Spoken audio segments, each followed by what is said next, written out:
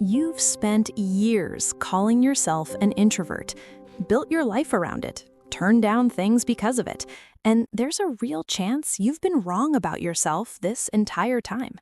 Think about a moment when you were supposed to be having fun, a party, a social event, a gathering everyone else loved, and you left completely drained, not bored, drained. And the explanation you gave yourself was always the same. I'm an introvert. This isn't for me. It's just who I am. That phrase became an identity, a default answer, an excuse you stopped questioning.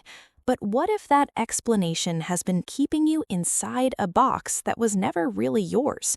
Researchers spent decades trying to find introversion inside the human brain.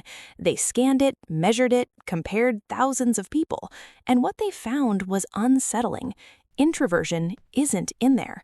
What's in there is dopamine. Here's what that actually means. When you walk into a loud party, your brain isn't thinking, I don't like people. It's thinking, too much input. It's like turning an amplifier to full volume in a more sensitive ear. It's not weakness, it's a different calibration. Extroverts don't have more social energy than you. They have a reward system that needs more stimulation to fire. Yours fires with less, much less. The same environment that energizes them overloads you, not because something is wrong with you, but because your brain is processing everything at a higher intensity. And here's where it gets even more interesting. If this is about dopamine and not personality, then your environment matters way more than any label ever could. A so-called introvert in a one-on-one conversation, talking about something they love with people they trust, often acts exactly like an extrovert, energized, engaged, unforgettable. A so-called extrovert under chronic overstimulation, constant pressure, relentless social demands, no space to breathe, starts shutting down exactly like an introvert.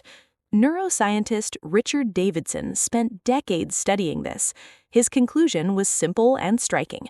There are no two types of people. There's a continuous spectrum of sensitivity to stimulation, and every person has their own optimal activation point. Below that point, you feel bored. Above it, overwhelmed. Right at that point, you're at your best, and that point is different for everyone. Now think about what that actually means for your life. How many times have you said no to something because you told yourself, I'm an introvert, it's not for me? How many times did you use that label as a final answer and stopped investigating what was really going on inside you? Because there's a massive difference between saying, crowded events drain me because my nervous system processes stimulation more intensely, and saying, I'm an introvert, I just don't like people. The first one gives you control. You can adjust the environment, the timing, the context, the dose. The second one locks you in a box. And the cruelest part is that you built that box yourself and spent years convincing everyone around you that it was your home. Science isn't saying you're like everyone else. It's saying the exact opposite. Your brain really does process the world more deeply. You really do need less stimulation to feel satisfied. You really do function better in specific environments with specific people under specific conditions. But that's not a limiting identity. That's operational information about how you actually work. The difference between carrying a label and understanding a mechanism is the difference between this is just who I am and this is how I operate and I can work with that. Introverts don't exist, but people with highly sensitive nervous systems do, and understanding that about yourself changes everything. You're not an introvert. You're someone whose brain has been misread, including by yourself, and now you know that.